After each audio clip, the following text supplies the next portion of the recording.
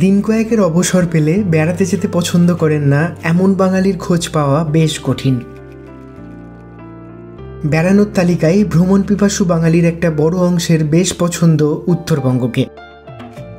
তবে উত্তরবঙ্গ বেড়াতে গেলেও অনেকেই ইদানিং একটু নিরিবিলি জায়গার খোঁজ করছেন। আবার অনেকেই চাইছেন কোনো এক পাহাড়ি নদীর ধারে হোমস্টেতে একটা রাত কাটাবেন। আজকের এই ভিডিওতে তেমনই একটা অফবিট ডেস্টিনেশনের হদিস দেব আপনাদেরকে। পুজোর পর উত্তরবঙ্গগামী ট্রেনের টিকিট প্রায় সব বুক। শৈল শহরের হোটেল ও হোমস্টেগুলোতেও 80%-রও বেশি বুকিং হয়ে গেছে। কিন্তু আপনার তো পছন্দ নিরিবিলি জায়গা। এছাড়া সড়কপথেও শিলিগুড়ি পৌঁছানো এখন আরও সহজ। তাহলে আর চিন্তা কিসের? চলুন তবে আজকের গল্প শুরু করা যাক। তার আগে আমি অম্লান, সাথে Debarati. Welcome to travelling hours.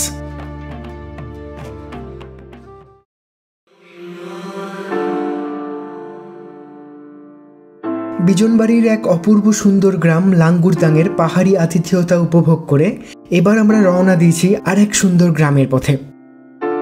Darjeeling শহর থেকে মাত্র 48 কিলোমিটার এবং নিউ জলপাইগুড়ি থেকে 120 কিলোমিটার দূরে সিঙ্গালীলা ন্যাশনাল পার্কের কোলে লুকিয়ে এক অজানা পাহাড়ি গ্রাম ফেঞ্চেটার। লাঙ্গুরদাং থেকে রেলিং, ঝেপি, লোধমা হয়ে আজ আমরা পৌঁছাবো ফেঞ্চেটার গ্রামে। 28 কিলোমিটারের এই রোড ট্রিপটা ছোট্ট হলেও ভীষণ রঙিন। একের পর এক আঁকাবাঁকা রাস্তা, সবুজে ঘেরা পাহাড়, সবকিছু দেখে মনে হবে যেন ছবির ক্যানভাসে আঁকা কোনো দৃশ্যপটের মধ্যে দিয়ে এগিয়ে চলেছি।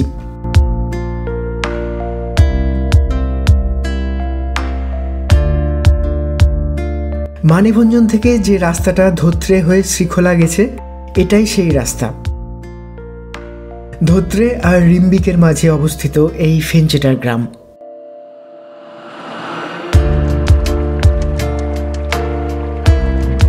গ্রামের মধ্যে দিয়ে বয়ে চলেছে ফেদি নদী। তার ঠিক পাশেই রয়েছে একটা ফার্মস্টে, সিঙ্গালীলা রিভারসাইড ফার্মস্টে।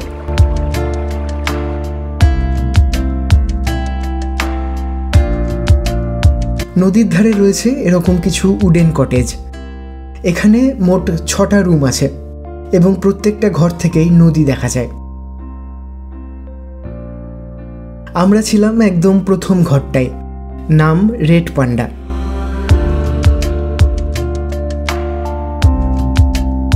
রয়েছে একটা ডাবল বেড, পাশে ছোট্ট একটা টেবিল, একটা ছোট আলমারি, আর সবথেকে যেটা আকর্ষণীয় এখানকার ঘরে সেটা এই বড় জানলা, যেখান থেকে নদীকে একদম কাছ থেকে দেখা যায়। শুধু তাই নয়, বিভিন্ন ধরনের পাখিও এসে আপনাদের সাথে দেখা করে যাবে। ক্ষণিক পরেই লাঞ্চের ডাক পড়ল। এই সামনেই বড় বিল্ডিংটার নিচেই রয়েছে এই হোমস্টের কিচেন। এসে দেখলাম দিদি আমাদের জন্য খাবার রেডি করছেন। এমনিতেই যা খিদে লেগেছিল, তারপর গরম গরম ধোঁয়া ওঠা ভাত, আর তাতে এত সুন্দর গন্ধ। টের পেলাম পেটের ছুঁচো ইতিমধ্যেই বেশ কয়েকবার লাফিয়ে উঠেছে। মেনুতে ছিল ভাত, ডাল, করলা ভাজা, লোকাল বিনসের সবজি আর চিপস। ননভেজ যারা খাবেন তাদের জন্য দুপুরে ডিম এবং রাতে চিকেনের ব্যবস্থা রয়েছে। কিচেনেও চোখে পড়ল এরকম উডেন ডেকোরেশন। এই যে সবুজ রঙের কাঁচা টমেটোর মতো ফলটা দেখছেন, এগুলোকে বলা হয় প্যাশন ফল। আগে এরকম সুন্দর ফুল ফোটে, তারপর সেই ফুল কিছুদিন পরে ফলে পরিণত হয়। হোমস্টের পেছনের রাস্তা দিয়ে পৌঁছানো যায় ফেদি নদীর একদম কাছে। জল কম থাকলে এখানে স্নানও করতে পারেন।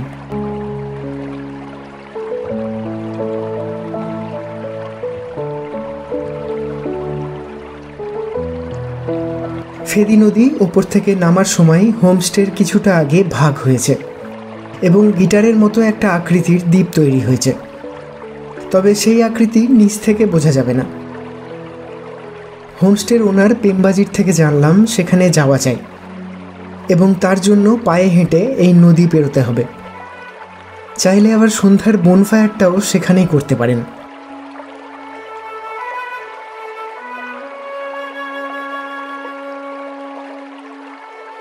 কিছুক্ষণ পর বৃষ্টি শুরু হলো।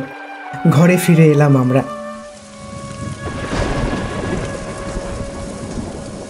জানলার সামনে দাঁড়িয়ে প্রকৃতির রূপ, রস, গন্ধ সবটা উপভোগ করছিলাম। বৃষ্টি পড়লেই আমাদের মনে যেন এক অদ্ভুত প্রশান্তি নেমে আসে। ঠান্ডা হাওয়া, ভেজা মাটির সোদা গন্ধ আর চারপাশের স্নিগ্ধতা আমাদের ক্লান্ত জীবনে যেন এক নতুন প্রাণ এনে দেয়।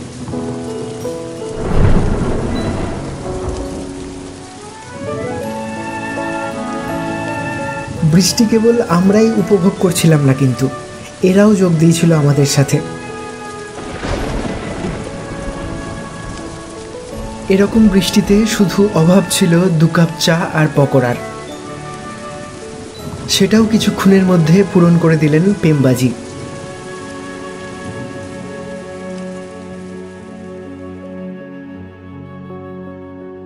বৃষ্টি থামতেই আবার বেরিয়ে পড়লাম, আশপাশটা একটু ঘুরে দেখব। তবে সন্ধ্যা নেমে আসছে, খুব বেশি দূর যাওয়া যাবে না। জঙ্গলের মধ্যে দিয়ে রাস্তায় স্বাভাবিকভাবেই আলো নেই। বৃষ্টির পর নদীতে এখন জলস্তর অনেকটা বেড়ে গেছে।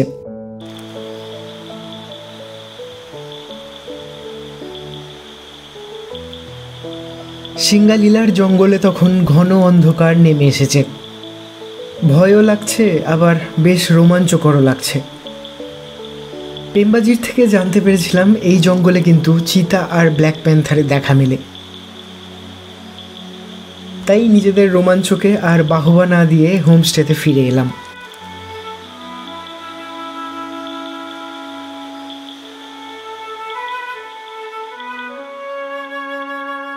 এখন হোমস্টে আরো সুন্দর লাগছে।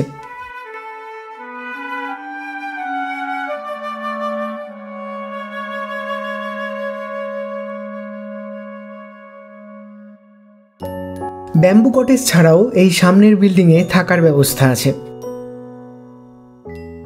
ডিনারে ছিল রুটি, আলু ভেন্ডি ভাজা আর সয়াবিন কারি।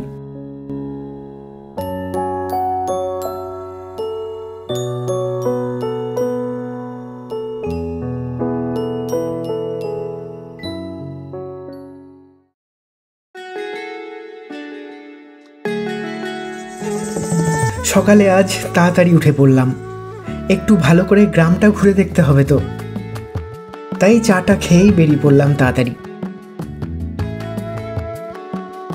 কাল ইনার সাথে বন্ধুত্ব হয়েছে, আজ সকালে তাই গুড মর্নিং জানাতে চলে এসেছে। তেমন কোনো জায়গা নির্ধারণ করিনি, যেদিকে দু চোখ গেল সেদিকেই হেঁটে চললাম। সঙ্গে আমাদের ভাড়া করা একজন 4 পেয়ে গাইড। খরস্রোতা নদী, স্কোয়াশের বাগান, কাঠের ছোট ছোট ঘর, এসবের জন্যই তো বিজনবাড়ি বিখ্যাত।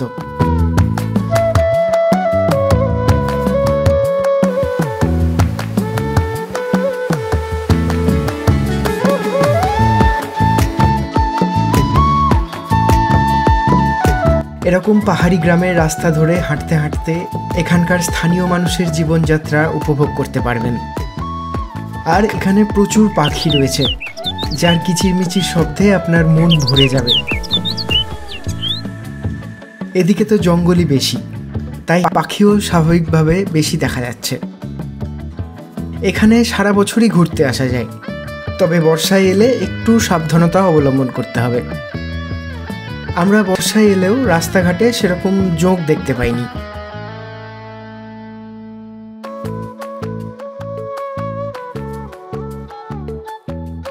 পাশের গ্রামে যাওয়ার জন্য রাস্তায় এরকম অনেক ব্রিজ রয়েছে। ব্রিজের নিচ দিয়ে বয়ে চলেছে খরস্রোতা ফেদিখোলা।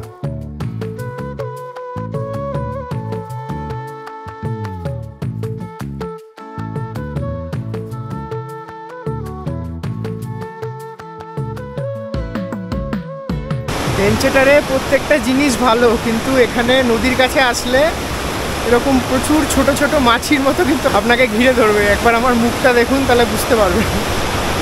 প্রচুর মাছি এখানে, জানি না কেন নদীর কাছে আসলে প্রচুর এরকম ছোট ছোট মাছি।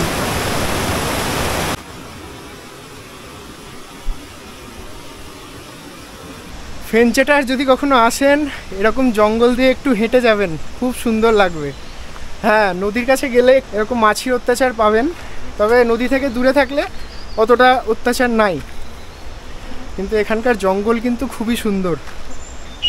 কিছু বছর যাবৎ আমি বেশ কিছু উত্তরবঙ্গের ছোট ছোট গ্রামে ঘুরেছি, কিন্তু এরকম জায়গা খুব কম পেয়েছি।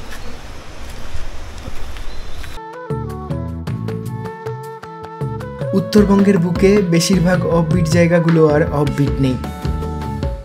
অত্যাধিক পর্যটক আগমনের ফলে সেই সব জায়গাও ধীরে ধীরে কংক্রিটের জঙ্গলে পরিণত হচ্ছে।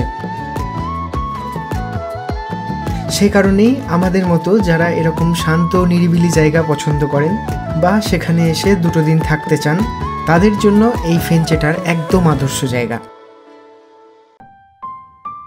স্থানীয় মানুষের উষ্ণ আতিথেয়তা ও প্রকৃতির রূপ মিলেমিশে আপনার পাহাড়ি অবসরকে করে তুলবে আরও মোহময়ী। ব্রেকফাস্টে রুটি ঘুগনি খেয়ে বেরিয়ে পড়লাম জলপাইগুড়ির উদ্দেশ্যে। তাহলে কেমন লাগলো আপনাদের এই ফেঞ্চেটারকে? কমেন্ট করে জানাতে ভুলবেন না কিন্তু। আর ভিডিও ভালো লেগে থাকলে লাইক করে এবং চ্যানেলে নতুন হয়ে থাকলে সাবস্ক্রাইব করে পাশে থাকবেন। আজ তাহলে আসি, ফিরে আসছি নতুন গল্প নিয়ে খুব তাড়াতাড়ি, যেখানে থাকবে বাড়ির খুব কাছে পাহাড়ের মধ্যে দিয়ে ট্রেন জার্নি, আর থাকবে অনেক অনেক রোমাঞ্চকর অনুভূতি।